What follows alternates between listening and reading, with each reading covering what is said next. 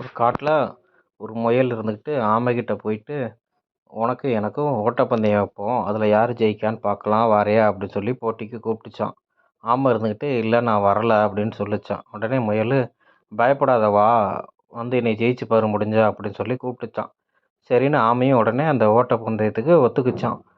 அப்போது ரெண்டு பேரும் ஓட ஆரம்பிச்சாங்களாம். முயல் வந்து வேகமாக ஓடிச்சான், ஆமையால் மெதுவாக தான் வர முடிஞ்சதான். கொஞ்ச தூரம் போய் முயல் திரும்பி பார்த்துச்சான். அப்போ ஆமை ரொம்ப தூரம் பின்னாடி இருந்துச்சான்.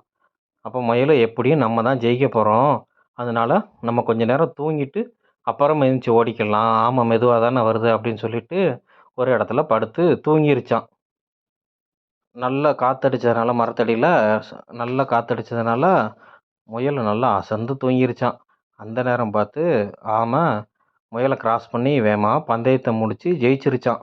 இதுலேருந்து என்ன தெரியுதுன்னா, யார் யாரையும் குறைவாக எடை